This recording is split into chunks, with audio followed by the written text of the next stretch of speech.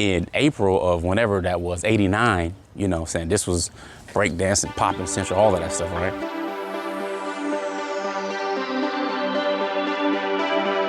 Say, look, you should be Santa Claus.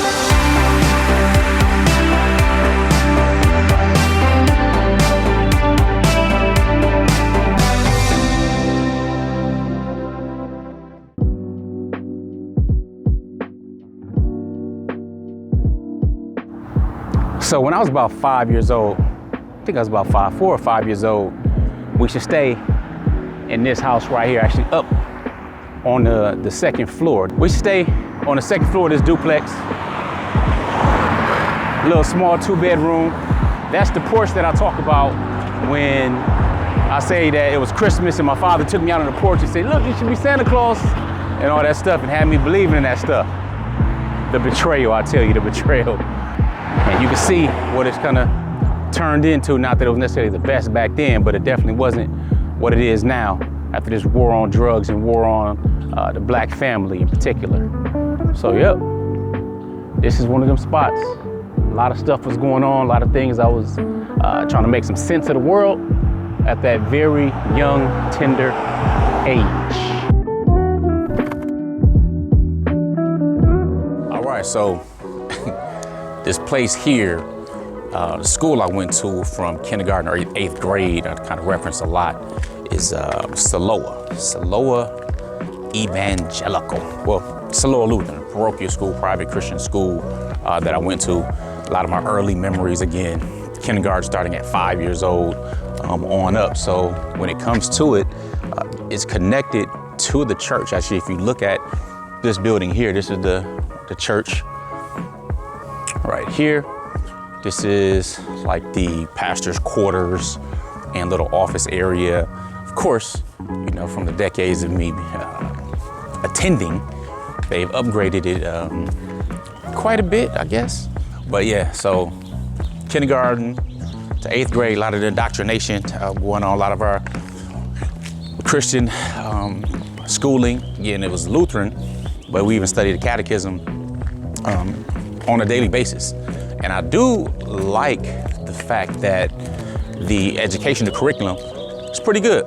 I mean, I was able to learn the difference between your and your, you know, apostrophe R-E, the there, and theirs, and, you know, stuff like that. So now one major thing that changed is as I keep walking forward, because this was the entrance and these are classrooms. I remember sitting in this classroom here in my 3rd grade class, after I told the barber to take all my hair off, just cut it all off and go bald head. All the kids laughed at me and put my head on the desk. This area here that's now grass used to be our playground. So we had a basketball court back there by the fence. There was snow in the wintertime. We would have King of the Mountain games and stuff like that. And we didn't have a gym at all. So we would go in the basement. That's where we practiced our basketball drills. You know, your boy was all right with the handles, not too much, but it's all right. But not saying I'm jealous, but now they actually have a gym. Whole new gym they built right across the street. We never had it. We used to have to go to another school that actually had a gym. And the school at that time was called Beautiful Savior. So yeah, a lot of stuff. First crush in kindergarten, you know, sister, what's her name? Candace, I believe. A lot of fights going on here. A lot of racism as well. My Dukes of Hazzard toy set I got from kindergarten birthday party and stuff like that. And of course, there were the teachers that would physically abuse you, bust you upside the head, or Mr. Esmond flipped over the desk on me and stuff like that. And he was wrong. I mean, you like flipped over the desk in 4th grade. So I know my father was gonna come to the rescue because they called my parents and stuff like that. And I was so disappointed because I knew Pops was gonna come and be like, what the hell? He didn't. He came in like, what did you do? Like it was my fault. There's no situation that I can think of that could go and say that you will flip over a desk on a kid and it's their fault. I think I was making some noise with a book on top of the desk or something stupid. That sticks with me because it was really disappointing. Didn't hear the story out, immediately sided with the adults. And that was one of the things I recognized as a child I wouldn't do as a parent. I'll at least attempt to find out what's going on before I just jump to a conclusion.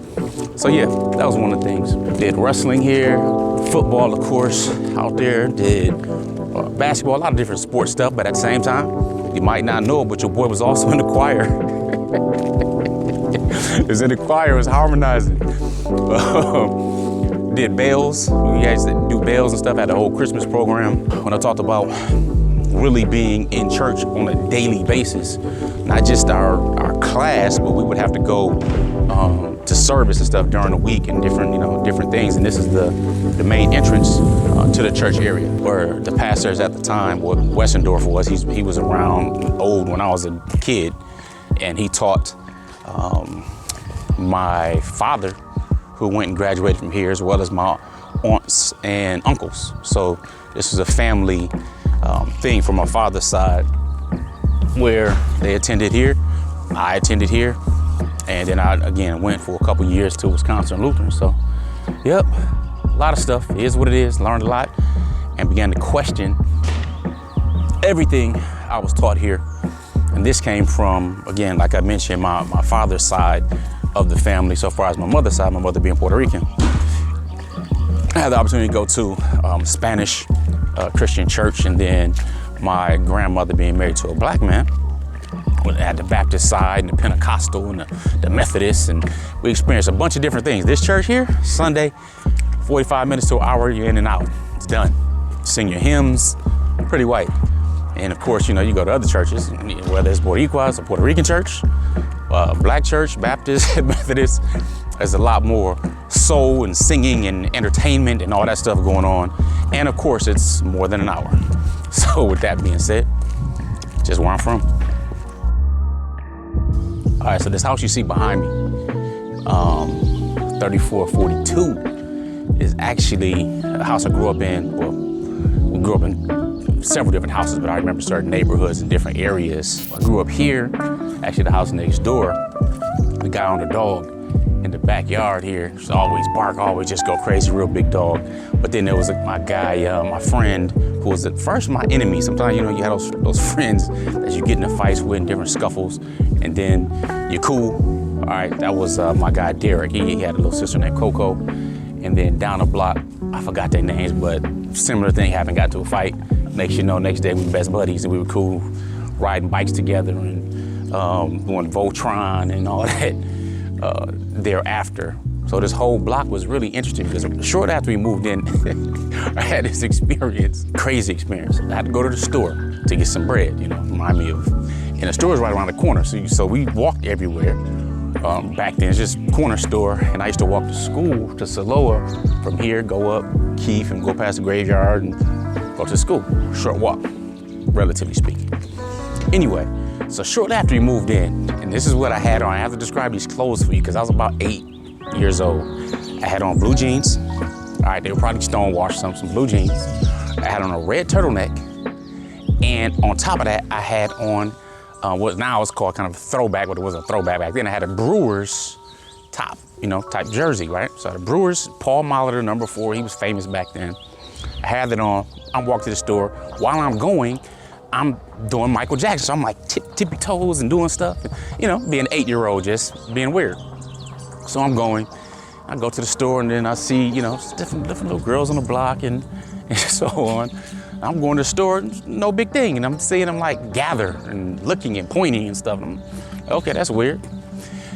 And so I get to the store, go in there, get the bread, come out, had a bag, and there's this group of girls. To me, it seemed like it was probably about 30. In reality, it was probably about 4 or 5.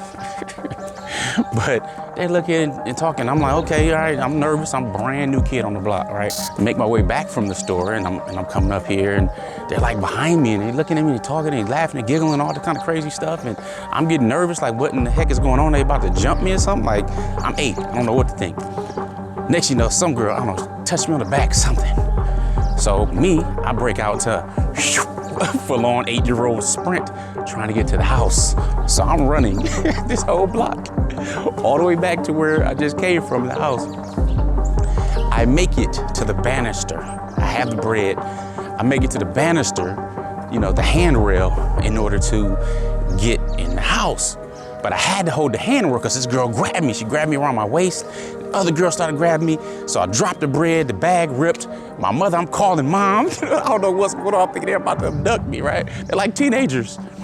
And mom came out that front window. Those girls scattered and were upset. And I got in the house. I didn't know what the heck happened. Hasn't happened since then, but it was a hell of an experience. So I wanted to walk down to this area because this house too, this is a really interesting house. My uncle was here with his live-in girlfriend. They used to babysit us all the time, and never had I seen roaches like that house, never had seen since, but whatever. That's a whole different story. So we babysat here for quite some time. Upstairs lived this lady named Yvonne or whatever, if that was her real name, seriously. A Cuban lady, and the kids used to go to this school right over here on 16th and Keith. And one day, the boy didn't come back home, and she disappeared. Now, she watched us occasionally, and we're like, okay, we don't know what's going on. So come to find out that the little boy was abducted from somebody. All right, she was raising him as her own, and wasn't her son. Ridiculous. Right across the street here was what I thought was my first real girlfriend, all right?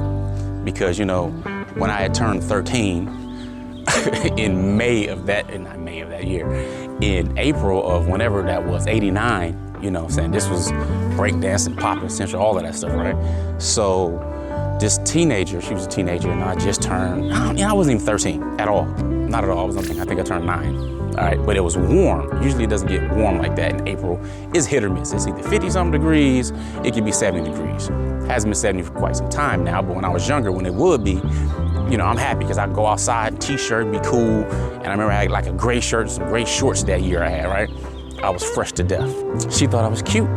Clearly, you know, these other girls in this whole crazy running thing did too. But she used to stay in the house over there. This Puerto Rican chick. I thought she was the finest thing ever. And so she gave me a kiss on the cheek, and it was like, oh my God, I'm in love, it's my birthday, blah, blah, blah, and all that. And then, you know, I felt very, very special. Until I learned later that day that my uncle's stepson also got kissed on the cheek by her, so it just crushed out my hopes and dreams. And you can't trust somebody that saved their little boyfriend. So with that being said, you know, that's just a part of where I'm from. So whether it's Troy on the block, a lot of different things really happen on this block.